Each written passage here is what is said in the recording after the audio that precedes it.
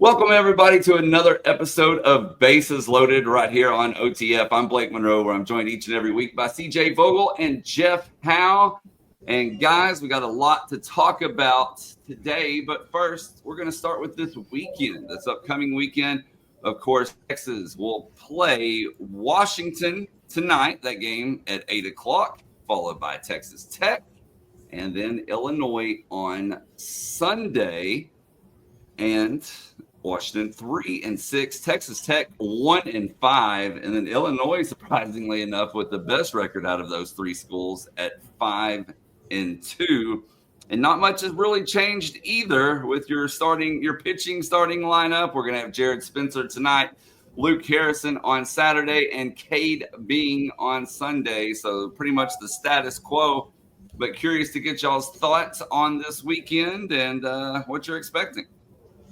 Yeah, I think building off of the Dartmouth series, building off of the opening series will be another solid test for Texas this weekend. Obviously, Tech is, you said 1-5 there, Blake. I had to make sure that wasn't a typo. But, look, they're going to have good arms. And I think as are Washington, as is Illinois. I mean, those are solid programs that will be in contention for the postseason. And right now, the more arms that you could face that are quality this early in the season, I can only imagine will be a benefit for the Longhorns long term. I also think this is another opportunity for the bats to find a consistency.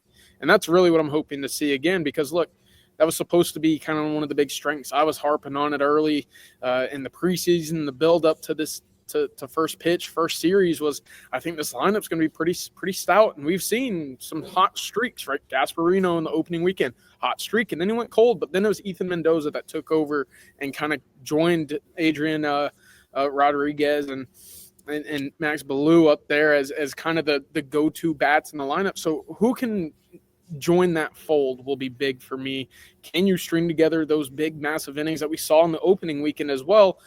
I'd like to see a little bit more consistency out of the bats, but this is another solid opportunity with a very low stakes, again, because you're going against teams that haven't yet found rhythms or won't have big long-term implications on your rankings in the SEC or the baseball, the postseason tournament as well. So I'll be looking for the bats to really wake up this weekend. Yeah, I'm interested in the competition. You look, obviously anytime Texas and Texas Tech playing baseball, it's going to be a competitive time. You're used to this being a 3-game series, but obviously it's a one-off this year. Forget Washington actually went to Dish-Falk, took 2 or 3 from Texas last year, and then Illinois. Anytime you're talking about a team from up north that's got a winning record, you always want to look, all right, who have they beat? They did go to Corpus, took 2 or 3 from Abilene Christian and a neutral site. Then went to San Marcos and took 2 or 3 from Texas State. That's a pretty good Texas State program. Texas State team that beat Texas A&M earlier this week. So not a bad start for the Illini. We'll call this the unofficial Augie Garrido Memorial Series, I guess, even though Augie was only at Illinois for a couple of years. But, yeah, it's going to be an interesting weekend. I'm interested in the competition, especially when you get to that Sunday game, because Cade Being 2 very contrasting starts. His Oklahoma State start was very brief and fared much better against Dartmouth. So what does that Sunday outing look like for him this time around? Yeah, definitely. And I wanted to talk about this later in the show, but CJ, since you mentioned it, these inconsistent bats, I want to go ahead and bring that up, guys. 11 runs against Dartmouth over a 3-game series. But then the turnaround on Tuesday night, you score 6. Is there cause for concern? I'm a little concerned right now. And I say that kind of loosely because, look, you scored 44 runs in 9 games. That's 4.9. It's not even 5 runs a game, right? Just a quick math there. I was expecting more, but again, it's early in the season. I know some of the conditions that they played in haven't been too friendly for really anybody that plays baseball. You know that you don't want to be near that freezing temperature, and that was where most of those games were held in. So I'm a little concerned because, again, I was expecting a little bit more consistency. The strikeout numbers are not pretty right now, but at the moment, if you still got a Max Ballou, if you still got an A-Rod out there, slugging, your lineup can catch fire. And again, the point I want to make is who steps up consistently? Is it a Tommy Farmer? Is it a Gasparino that returns to this consistency bunch? A little inconsistent, that's okay, and that's why you have these preseason matchups. Yeah, I'll hit on Gasparino for a second, CJ, since you mentioned him. You look at it right now; he's only hitting 241, but I like the fact that he's only struck out 3 times this season. Yes. So he's at least putting the ball in play. He's a good enough player to where it'll eventually he'll eventually get it figured out. The ball will start bouncing the right way if he keeps making contact. The 4 guys though at the bottom of the order, when you look at Jalen Flores, Kimball Schuessler, Rylan Galvan, and Easton Winfield, all of those guys, with the exception of Schuessler, they've got more strikeouts than total bases right now. So that's not necessarily a good thing. So the strikeout number for those guys, especially Flores and Winfield, Tommy Farmer has as many strikeouts as total bases right now. I know that's not really a conventional number you look at, but the strikeout numbers have to go down. If guys just make contact and put the ball in play, at some point, good things are going to happen. So I know we've talked, Blake, about that dynamic, that Easton Winfield, Tommy Farmer dynamic, where Farmer has just been the better player so far. Winfield's a proven commodity at the college level, and those other 3 guys, Flores, Schuessler, and Galvan, we've seen those guys hit. So I'm not overly concerned about it right now, but yeah, it's getting to the point where it's like, all right, something needs to turn around sooner or later. And Jeff, if I can build on that, just a couple numbers. Leading off innings, Texas has hit 416 last week against Dartmouth. Not bad, right? You take that. You got guys on base. The issue is continuing innings and driving those guys in with runners on. They were just 12 of 46 for a 261 average, and with 2 outs to extend innings, they hit 258. They were 8 of 31. So, again, not terrible numbers, but that is kind of why you saw Texas only score. What'd you mention there, Blake? Was it 13 runs in 3 games, 11 runs in 3 games? It wasn't pretty, and I think a lot of that is because they couldn't find the consistency to stretch innings into the big ones that we saw at Globe Life early on. Yeah, and I'm still cautiously optimistic, I guess. We talked about the weather. It's never fun to play baseball when it's extremely cold outside. Still very early in the season. Now, if we're having this conversation in 2-3 weeks, I think there is a reason to start being a little concerned. But as of right now, I'm going to hold off on that concern at the moment. Other than that, guys, let's take a look at the polls. We're starting to see a little more consistency. When that very first poll, I think we saw everything from 6, 7 all the way down to in the 20s. Now these numbers are starting to get a little tighter outside of the very optimistic perfect game ranking of 6.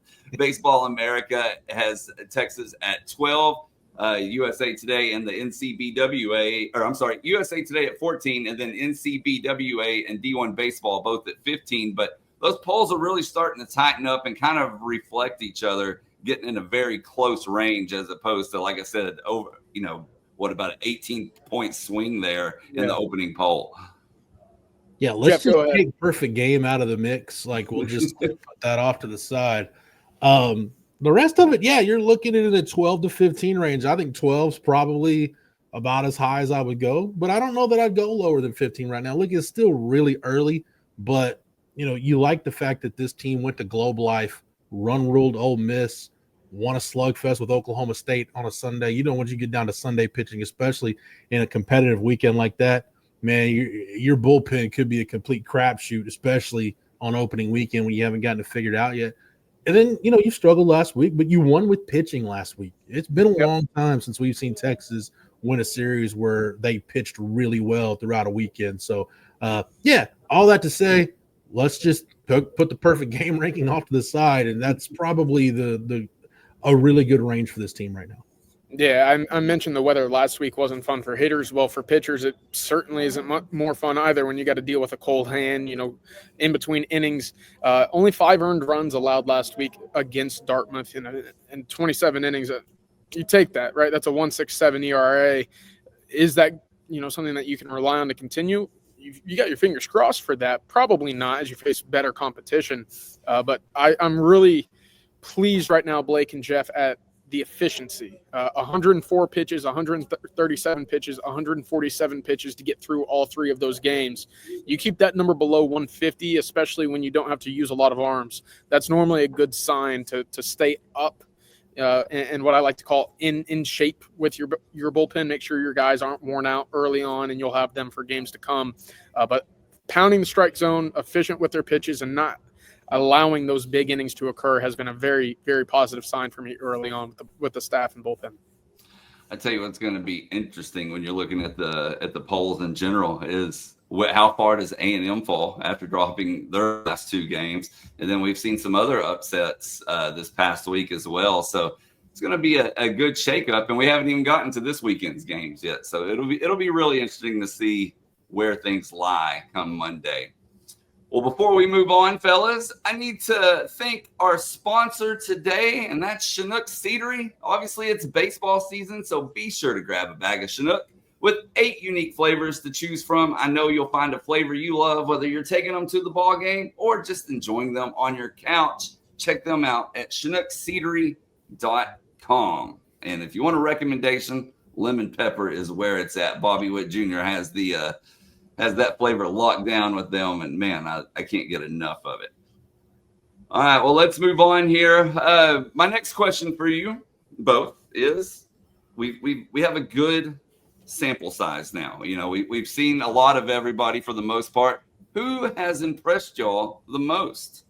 I'm going to go with 3 guys in the bullpen: Max Grubbs, Thomas Burns, Dre Duplantier.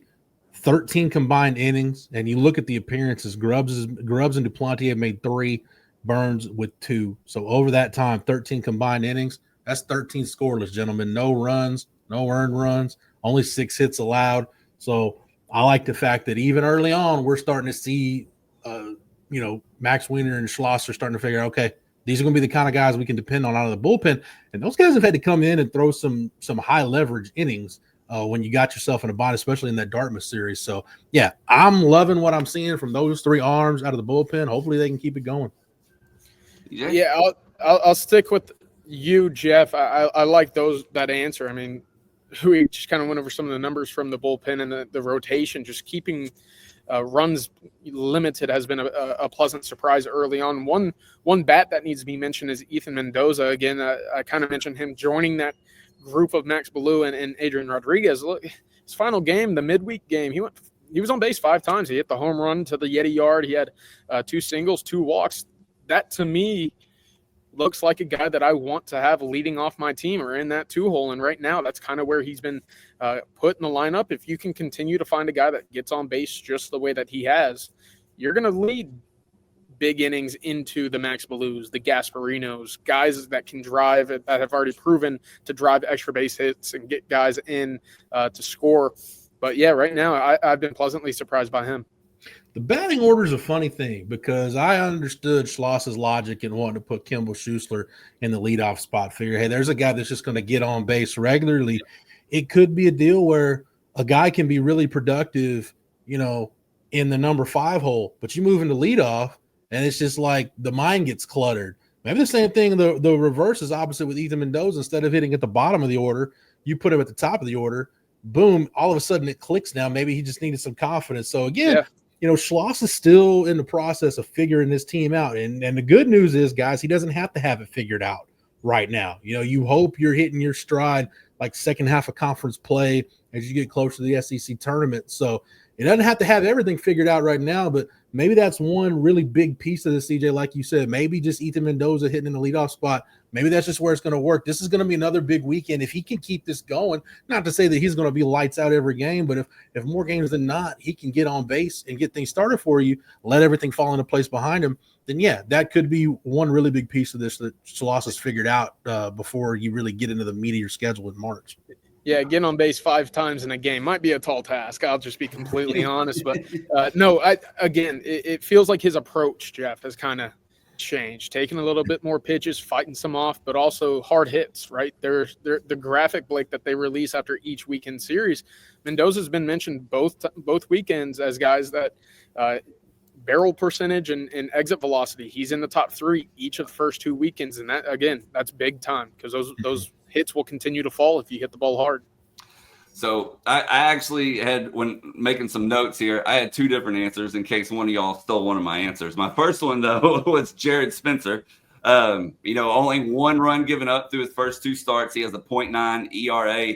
only allowed 7 hits and 10 innings pitched so far. So he was my first choice. And the thing with Spencer is that's a little not worried, but just kind of curious because, I mean, when he was at Indiana State, he was a reliever. I didn't know how he was going to take to the starting role here at Texas.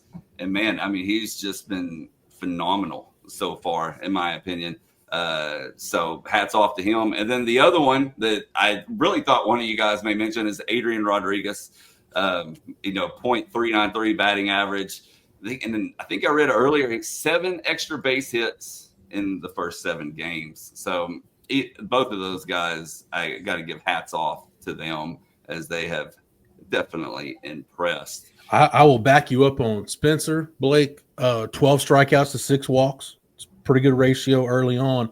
And of those 7 hits, none of them for extra bases. Yeah. So that's a really big deal. Good Yeah, without a doubt.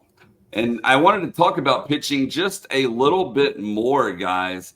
As we get ready to close out the show here, I was looking. The team ERA is 2.48, 20th in the nation overall for Division I. And then the other thing that really stood out to me is Texas has thrown 67% of its pitches for strikes.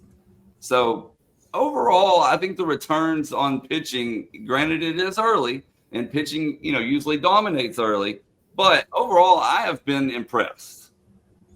Yeah, I have as well. And again, I think that goes back to kind of the philosophy of Max Wiener is look, pound the zone, let your defense work. And look, we could talk about the incredible play by Jalen Flores and Short from the 5-6 hole that made SportsCenter top 10. Like if you have a defense like that where your outfielders can cover a lot of ground out there with Gasparino, Ballou, and whether it be Winfield or Farmer. I mean, you got some athletes back there. Let them work. We've talked about Adrian Rodriguez at the hot corner as well. This is another plus glove. Just let your defense work, and it's easier said than done. But so far, just pounding the zone, staying ahead, not allowing free bases, Jeff, as you mentioned with Spencer, it's great. And again, I think that mentality, the minute that you start to have a little bit of confidence in your defense, the minute that you start to have confidence in your stuff that you will get out of jams, that triggers and that goes a long way during a season. And that kind of snowballs into, all right, I know I can get away with a pitch or two because of the guys I have behind me. A 188 batting average against for the staff right now, 60 strikeouts to 24 walks. The one thing they've got to clean up is we talk about free passes. That's hit by pitches too. You've had 12 of those so far. So you'd like to cut down on those a little bit. But, hey, it goes back to what Schloss said. I love the quote. Nobody cares about how hard you throw a ball for. So anytime I've asked Schloss so far this year about what he likes about especially the returning guys, now that he's had a chance to see him a little bit, what do you like about so-and-so? He'll mention they throw strikes. They throw strikes like one of the first or second things he'll mention. The guys that are succeeding right now are guys that are strike throwers. And I think it is the mentality, but I think, again, it's really important to reinforce. I think it's especially for the returning guys, the way the message is being delivered. I think in a lot of cases, I think the last couple of years, there's been just some breakdown of communication between the coaching staff and the pitchers. That's not the case. The message is clear. It's concise. Guys understand what's being asked of them. And more importantly, when they do something wrong, it's made very clear why, in the coach's opinion, they're doing it wrong and how to fix it. So, again, that hadn't been the case. I know there was a lot of stuff lost in translation. That's not the case at this point, though, with Max Wiener and these pitchers. Talking about throwing strikes, one other note on Tuesday's game, 71% of pitches were strikes. So love it. There you go. Look, man, I had to sit through that game against UTRGV last year where they walked like, I don't know, it seemed like every guy in the lineup walked and 19 hit batters. I don't know, it wasn't that many, but man, that was a rough night. Yeah. One that I think most Texas fans would love to forget about. It's hard to forget that one, though. Blake. It's hard to forget when they're that bad. But, hey, things are much better right now. I like the fact that you can watch a Texas game and at least be able to think like, all right, we can count on, at least Spencer and Harrison and a couple of those bullpen guys. You can count on them getting quality outs. Yeah, for sure. And speaking of quality outs and throwing strikes, before we get out of here, I got to give a hat tip to Bryce Cornett out of Katy Taylor. Threw a perfect game on Tuesday, guys. 7 innings pitched, 18 strikeouts. 18 of the 21 outs were Ks, Blake. Goodness. 60 strikes on 83 pitches. Is that good? It might just be 21 batters faced. Just mowed them down one after another. I'll tell you guys what. When I was my brother was actually in high school when Taylor Youngman was at Rogers. This is probably one of the few throwback stories I'll tell. It was a feat if you made contact, like if you fouled one off, like you felt like you'd gotten a hit off of him. Just watching him against high school kids, it wasn't fair. And now his numbers retired at the dish. So yeah, when you get a dominant high school pitcher, anybody that's had to cover prep baseball, when you can be like, yeah, I'm gonna be out of here in about 45 minutes, I think this game will be over. It's nice. Yeah, so Bryce, congratulations on the perfect game. And the week before, he was extremely impressive as well. I meant to pull the numbers from that, but Texas obviously getting a good one there. All right, gentlemen. Well, that is going to do it for today's episode of Bases Loaded. Before I forget, because we've had a lot of people ask how they can watch today's game, and then Jeff, I'm going to let you tell them how they can save some money as well. But you can only watch it at d1baseball.com. It's not on ESPN or SEC Network, none of that stuff. Only on d1baseball.com. But Jeff's going to save you a little money. Yep. TEX25. TEX25 is the promo code. They'll get you $10 off. So Kendall Rogers, friend of the channel, they do a great job at d1baseball.com. Go support those guys. And you get save you a little bit of coin with that TEX25 promo code.